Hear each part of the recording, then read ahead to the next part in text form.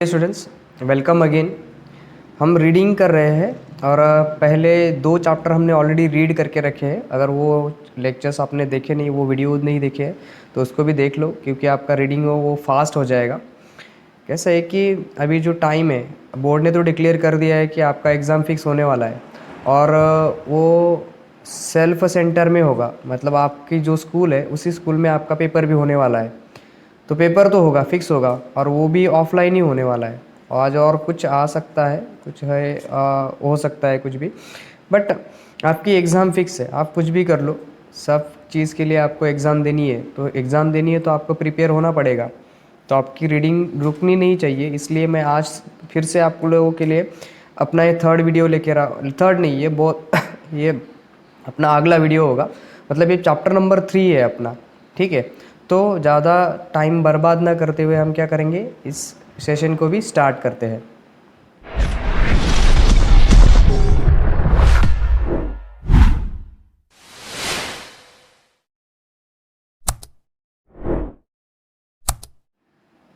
पर अगर आपने अभी भी अपना जो चैनल है, जो न्यू चैनल है बिलाड़े सर करके, ठीक है, इसको स्पेस मत देना, बिलाड़े सर है, ठीक है।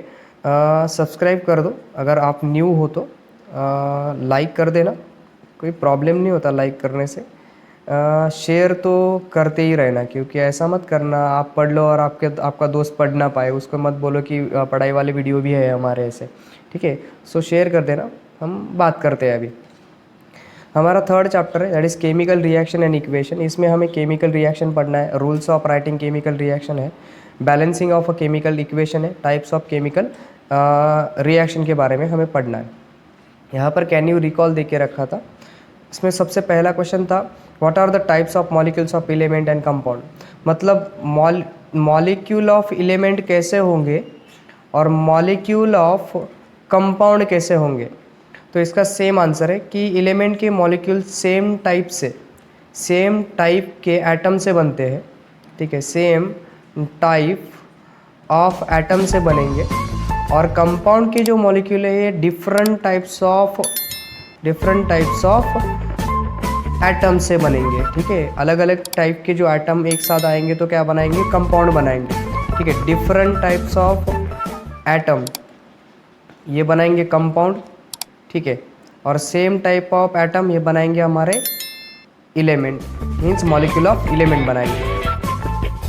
आगे सेकंड क्वेश्चन दिया है हमें कि what is mean by valency of element. Valency आपको पता है, that is what combining capacity of element को क्या कहते हैं, हम वैलेंसी कहते हैं। आप पता है 1 2 3 तक वैलेंसी वैरी होती है, 4 तक वैलेंसी जाएगी, ठीक है। उसके बाद 3 2 1 वैलेंसी क्या होगी, वैरी होगी। आप जानते हो हमारा जो सेकंड चैप्टर था उसके अंदर हमने बात की थी। हमारा थर्ड क्वेश्चन है, what is requirement for writing a molecular formula. Molecular formula लिखने के लिए क्या लगता है, तो सबसे पहली स्टेप है, यहाँ पर आपको सिंबल चाहिए रेडिकल, ठीक है। अगर सोडियम है और अगर क्लोरीन है तो इसको हम रेडिकल्स लिख लेंगे। रेडिकल्स जो बेसिक होंगे वो लेफ़्ट साइड में होंगे। आपका लेफ़्ट साइड ये होगा, ये लेफ़्ट साइड है, और ये होगा जाएगा राइट साइड, ठीक है। ये हो जाएगा हमारा राइट साइड, ठीक है। यहाँ पर सोडियम, ठीक है, बेसिक रेडिकल। उसके बाद हम लिखेंगे एसिडिक रेडिकल, ठीक है। या फिर हम इस तरीके से इस एग्जाम्पल को ले सकते हैं। सपोज़ कि मेरे पास एक रेडिकल है, मैं इसका कलर थोड़ा चेंज कर दूँ, कैसे है कि आपको दिखाई पड़े, वरना ये दिखाई नहीं देता। इस तरीके से शायद हम इसको ले लेंगे। देखो ये वाला है Na+, मैं इसका बेसिक रेडिकल लिख लिया। उसके बाद अगर मैं यूज़ कर लूँ, ये हो गया मेरा पास acidic radical, sodium sulphate SO4- है। एक लेफ़्ट साइड में लिखा है, एक राइट साइड में लिख लिया। उसके बाद उनकी जो वैलेंसी है, मतलब वैलेंस इलेक्ट्रॉन उनके नीचे लिखने हैं। ये इसका ये वैलेंस इलेक्ट्रॉन 1 होगा, इसका वैलेंस इलेक्ट्रॉन आपका हो जाएगा कुछ 2, ठीक है। इनको क्रॉस कर देना है, सिर्फ क्रॉस किया तो क्या होगा, Na2 इस तरीके से बनेगा, Na2 बन जाएगा, ठीक है। एक मिनट थोड़ा गिल्ला हो गया भाई, ठीक है। Na2,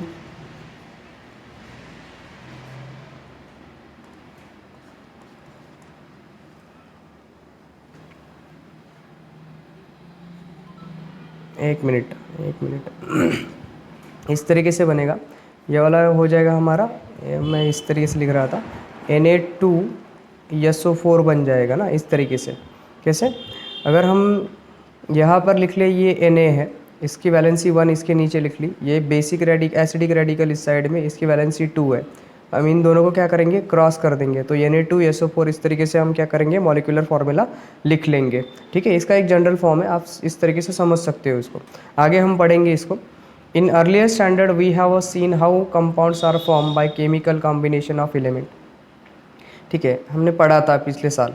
वी हैव वो also learn that the driving force behind formation of a chemical bond is to attain electronic configuration. आप जानते हो इलेक्ट्रॉनिक कॉन्फ़िगरेशन के अंदर गेन और लॉस ऑफ इलेक्ट्रॉन की बात जो आती है, उससे ड्राइविंग फोर्स जनरेट होता है, और कोई भी एलिमेंट अपना इलेक्ट्रॉन शेयर करेगा या फिर गेन करेगा या फिर शेयरिंग पेयर करेगा, या फिर गेन और लॉस, गेन होगा या फिर लॉस होगा या फिर शेयरिंग होगा, इस तरीके से इनके बीच में ड्राइविंग फोर्स जनरेट होता है। और क्या करते हैं, वो मॉलिक्यूल फॉर्म करते हैं या फिर कंपाउंड फॉर्म कर देंगे, मॉलिक्यूल ऑफ एलिमेंट फॉर्म करेंगे या फिर मॉलिक्यूल ऑफ कंपाउंड फॉर्म करेंगे। ठीक है, so electronic configuration with a octet, complete octet. Octet आपको पता है 8 इलेक्ट्रॉन कंप्लीट करने के लिए ऑक्टेट की ज़रूरत पड़ेगी। The atoms attain to complete octet by giving, taking और sharing of electrons with each other. एक साथ क्या करेंगे, वो शेयर कर सकते हैं। उसके बाद केमिकल रिएक्शन के बारे में हम जानेंगे, केमिकल रिएक्शन एग्जैक्टली क्या होगी। ठीक है, हम पढ़ भी लेंगे, हम ज़्यादा टाइम पास नहीं करेंगे क्योंकि हमारे पास इतना वक्त भी नहीं है। क्या है, हम रीडिंग करने वाले हैं और रीडिंग के साथ साथ हम समझने भी वाले हैं। ऐसे क्या हो जाएगा, आपकी पढ़ाई भी हो जाएगी, आपको टॉपिक भी समझ में आ जाएगा और हमारा पढ़ाई भी हो जाएगा, दोनों काम एक साथ हो जाएंगे ना, समझ में भी आ जाएगा और फिर हमारी रीडिंग भी हो जाएंगी। Okay, some of the scientist 18 या फिर 19 सेंचुरी के जो साइंटिस्ट हैं, century carried out fundamental experiment on chemical reaction के ऊपर उन्होंने काम किया। They proved from their experiment that during chemical reaction composition of matter change, मतलब केमिकल रिएक्शन के वक्त जो ओरिजिनल मैटर है वो किसी और मैटर में कन्वर्ट हो सकता है, मतलब उसका ओरिजिनल कंपोजिशन चेंज होकर एक नया कंपोजिशन बनने लग जाता है केमिकल रिएक्शन के वक्त। So that is matter change and that change remains permanent, मतलब केमिकल रिएक्शन में जो चेंज होगा वो परमानेंट चेंज हो जाएगा, वो टेम्पररी चेंज बनता नहीं है।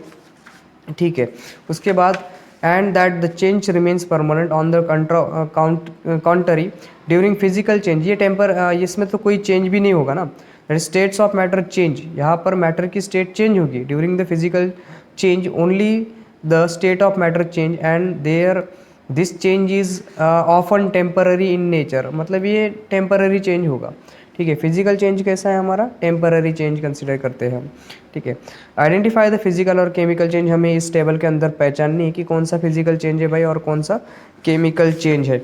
आप अच्छे से जानते हो फिजिकल चेंज कौन सा होता है और फिर केमिकल चेंज हम किसको कंसिडर करते हैं और किस तरीके से हम किसी को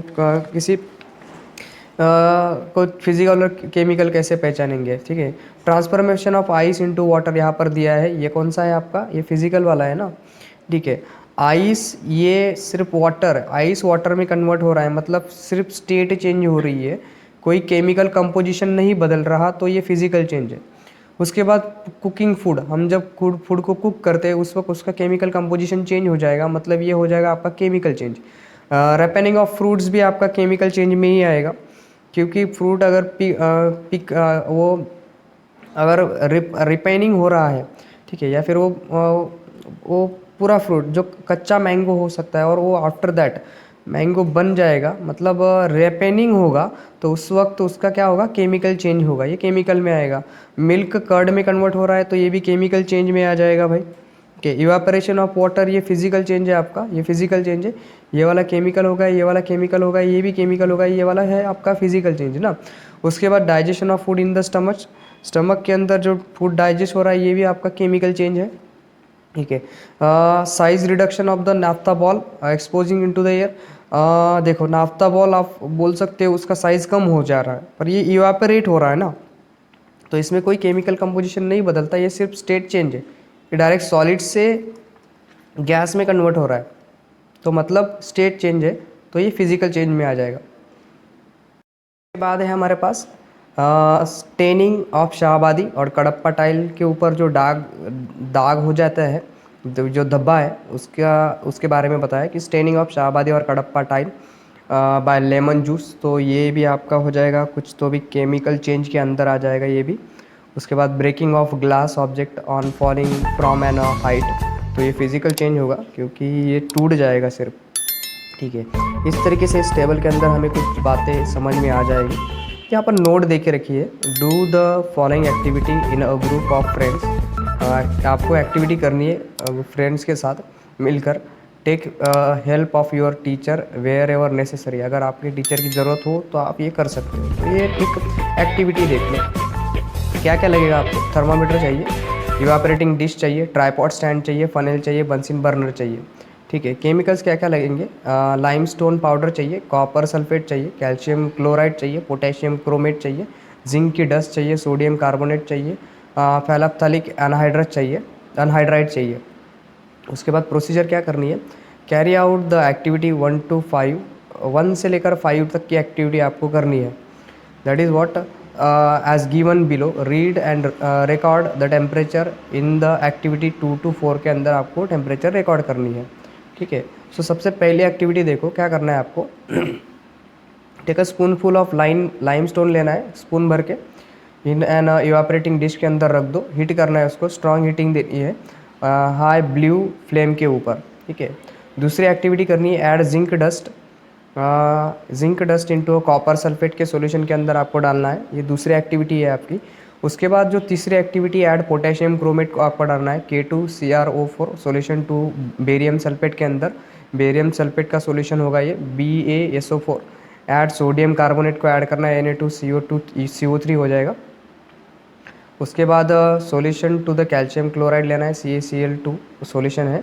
take a phenolphthalein anhydrous in the evaporating dish, close the end of the stem of a funnel with a cotton plug, क्योंकि यहाँ पर फेनाप्थलिक अनहाइड्रस होगा, ये नाफ्ता बॉल की तरह होगा ना।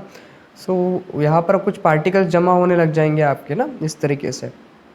Keep this funnel inverted on the evaporating dish के अंदर रख देना है उस फनेल को उल्टा, ऐसे इस तरीके से आप उसको रख सकते हो इवापोरेटिंग डिश के अंदर। इस तरीके से ये फनेल होगा और इसको चॉक कर देंगे ऐसे, तो इसके अंदर इवापोरेटिंग डिश के अंदर ये हो जाएगा आपका अनहाइड्रस, ये इवापोरेट होने लग जाएगा, ठीक है।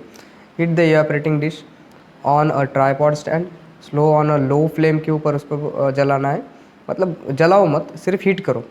What did you observe in the funnel during heating के वक्त क्या ऑब्जर्व होगा। आपको कुछ रिकॉर्ड्स लिखने हैं, मतलब यहाँ पर एक टेबल दिया था, इस टेबल के अंदर आपको कुछ रिकॉर्डिंग लिखनी है, क्या क्या चेंज आया है, कलर चेंज आपको लिखना है, गैस निकल रहा है या नहीं है, ठीक है। इन सब एक्टिविटी के अंदर क्या क्या हो रहा है, इस सब को आपको रिकॉर्ड करके रखना है, फिर सबको लिखना है वन बाय वन आपको इन सब एक्टिविटीज़ को क्या करना है, नोट डाउन करके रखना है, इस टेबल के अंदर भरना है। मतलब गैस रिलीज़ होगा, टेम्परेचर चेंज होगा या नहीं होगा, ठीक है। उसके बाद नेचर कैसा है, नेचर चेंज कौन सा है, फिजिकल चेंज है या फिर केमिकल चेंज है, इन सब बातों को आपको क्या करना है, ध्यान में रखना है और यहाँ पर सब टेबल के अंदर भर के रखना है, ठीक है। क्या क्या होगा क्या क्या हो सकता है, आप देखेंगे इधर कि हम देख सकते हैं कि क्या चेंज हो सकते हैं इसके अंदर एग्जैक्टली, ठीक है। जस्ट अ मिनट दैट, अगर हम फर्स्ट एक्टिविटी की बात करें तो सबसे पहली एक्टिविटी जो हम यहाँ पर शो आउट कर रहे हैं, मैं इस टेबल के नहीं है वहाँ पर ऊपर बात करूँगा, क्योंकि आपको पता है कि यहाँ से हमें अच्छे से पता चल जाएगा।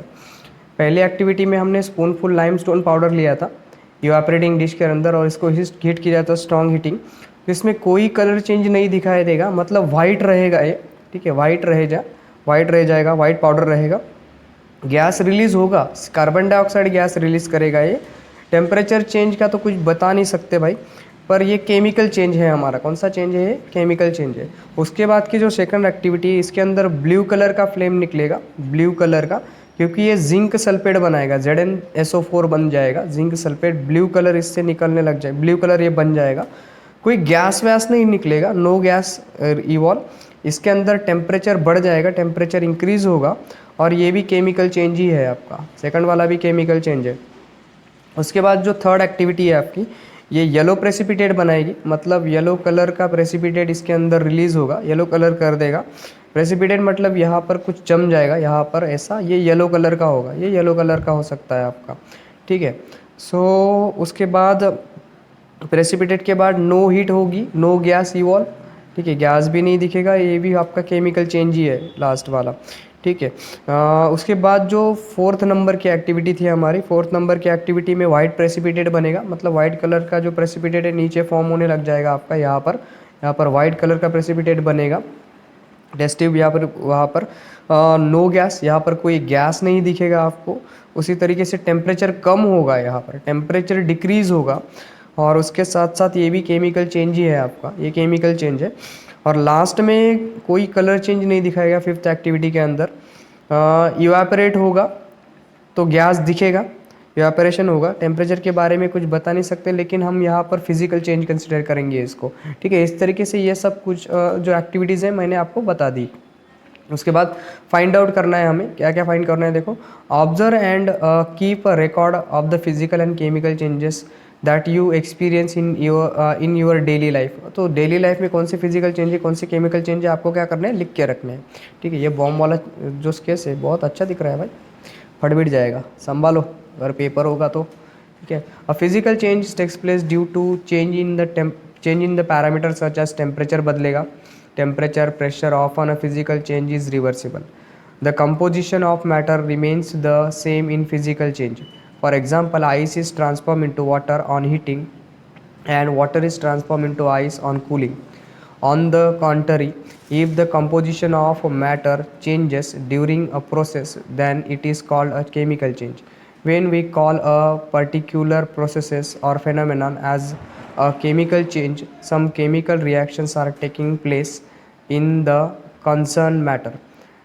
A chemical reaction is a process in which some substances undergo bond breaking and are transformed into new substances by formation of new bonds.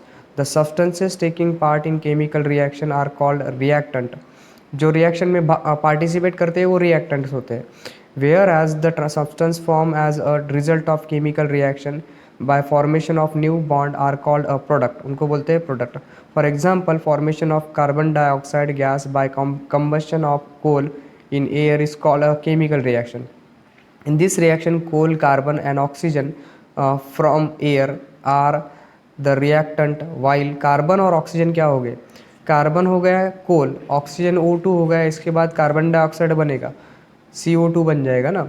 तो इसमें जो CO2 बन रहा है ये CO2 है ना, तो यहाँ पर ये बन जाएगा आपका, ये रिएक्टेंट्स है दोनों, ये दोनों रिएक्टेंट्स है। उसके बाद ये वाला प्रोडक्ट है आपका, क्या है ये, प्रोडक्ट है आपका। आप समझ सकते हो कि रिएक्टेंट क्या है और एग्जैक्टली प्रोडक्ट्स क्या है, ठीक है। उसके बाद हम आगे जाएंगे केमिकल रिएक्शन के अंदर, ठीक है।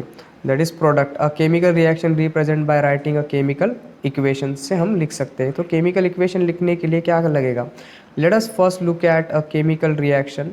Chemical reaction in this in the activity number 2 क्या थी हमारी एक्टिविटी 2 थी कि जिंक सल्फेट और कॉपर सल्फेट का, जिंक की डस्ट थी और कॉपर सल्फेट का सॉल्यूशन था। तो हम इसको इस तरीके से देखेंगे, देखो हाँ।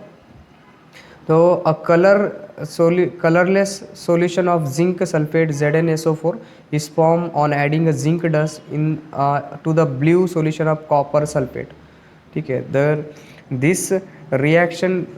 this chemical reaction can be written in brief as follows।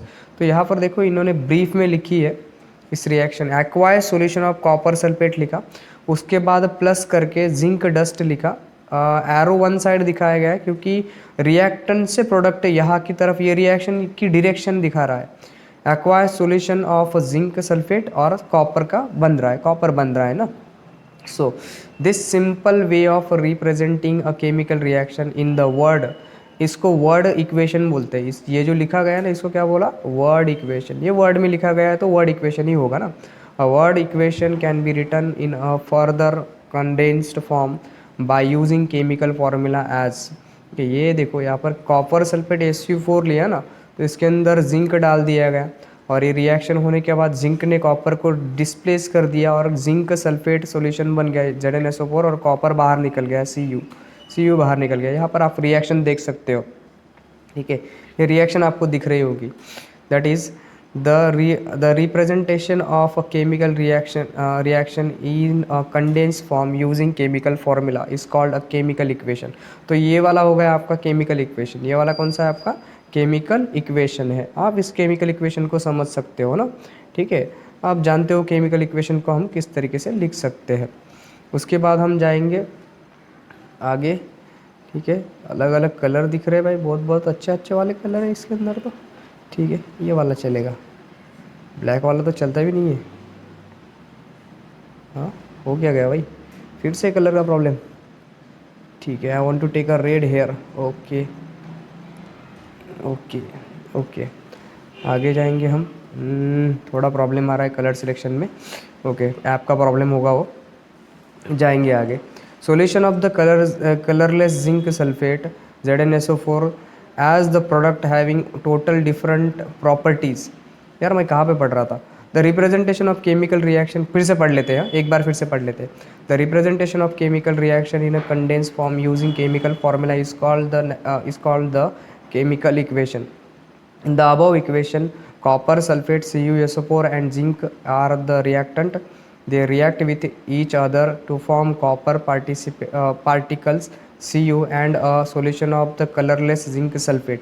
As the product having total different properties, the ionic bond in the reactant copper sulfate breaks and the ionic bond in the product zinc sulfate is formed during the reaction. यहाँ पर writing a chemical equation दे के रखा है हमें, ठीक है। देखेंगे उसको भी, जितना ज़्यादा पढ़ सके हम उतना ज़्यादा पढ़ेंगे। कि कैसे होगा कि क्योंकि हमारा जो बोर्ड एग्ज़ाम है अभी तो सिर्फ शायद 1 से 1.5 महीने तक का टाइम बच चुका है हमारे पास सिर्फ, तो उसी को हम यूटिलाइज़ करने की कोशिश करेंगे और ज़्यादा से ज़्यादा जितना हो सके हम उसको कंप्लीट करने की कोशिश करेंगे। देखते हैं कि केमिकल राइटिंग केमिकल इक्वेशन किस तरीके से हमें लिखना पड़ता है, या फिर उसके लिए कौन सी स्टेप्स हमें फॉलो करनी पड़ सकती है। So let us now see the conventions followed while writing a chemical equations. In a chemical equation, the reactant are written on the left hand side while the product on the right hand side.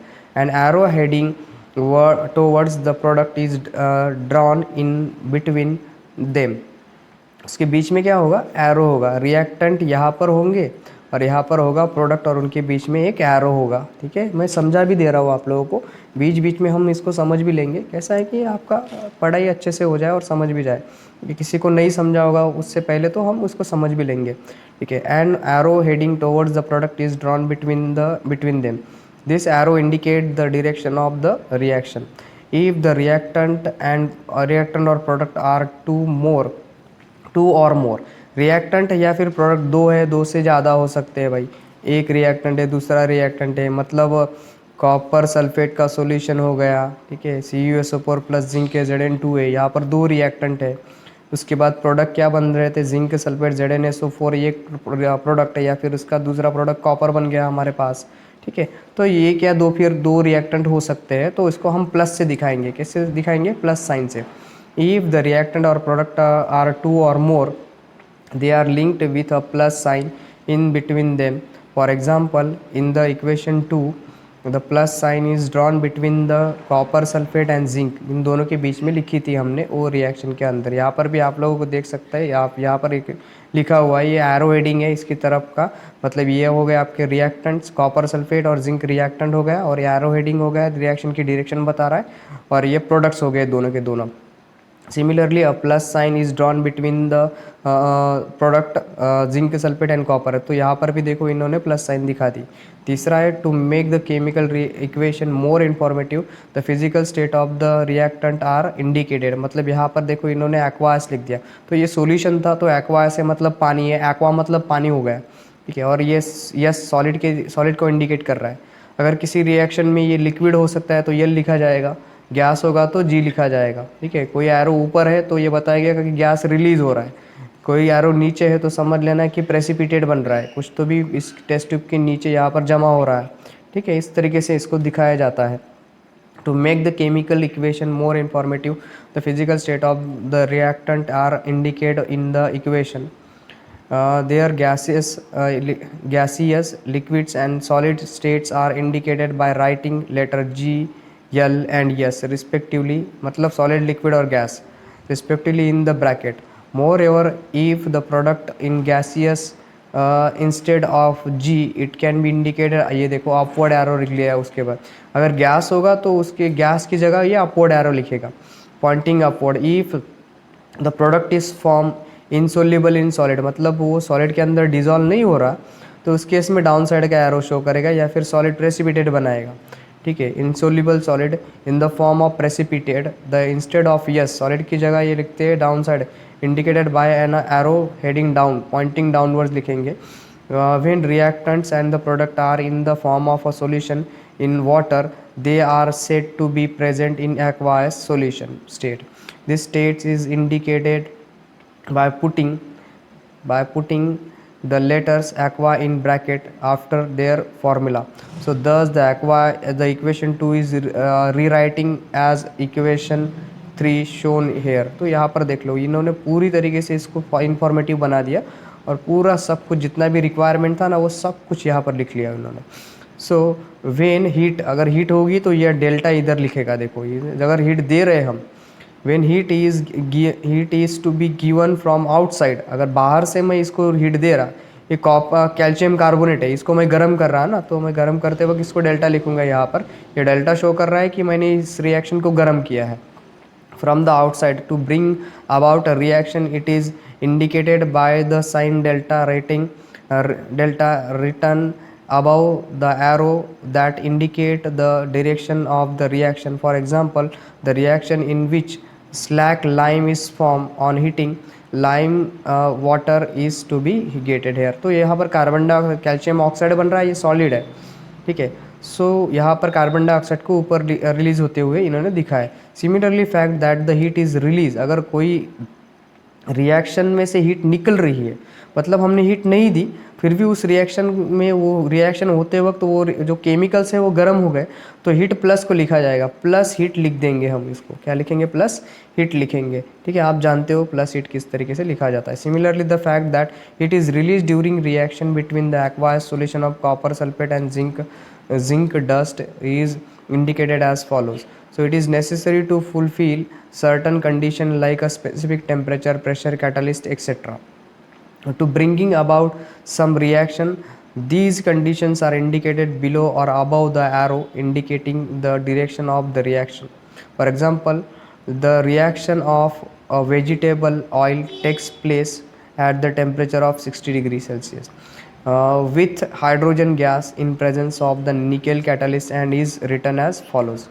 ठीक है, सो nickel gas अभी यहाँ पर देख लो 60 degree Celsius, यहाँ पर catalyst use किया, तो कैटलिस्ट का काम क्या होता है कि कुछ टेम्परेचर दे दिया मैंने,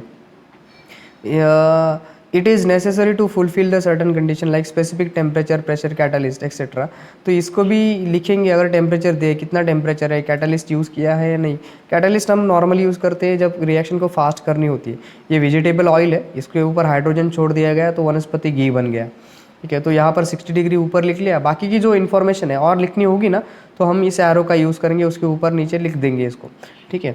सो दैट इज स्पेशल इन्फॉर्मेशन और नेम और reactants products are written below their formula. For example copper और reaction with concentrated nitric acid given reddish color poisonous nitrogen dioxide gas। तो यहाँ पर ये कॉपर कॉन्सेंट्रेटेड हाइड्रोनाइट्रेट है और हाइड्रोनाइट्रेट को कॉपर नाइट्रेट के फॉर्म में कन्वर्ट कर दिया गया, नाइट्रोक्साइड बन गया, ये गैस है, ये पॉइजनस गैस बनेगा यहाँ से नाइट्रोक्साइड, और वाटर का मॉलिक्यूल कुछ लिक्विड फॉर्म में इसको रिलीज करेगा।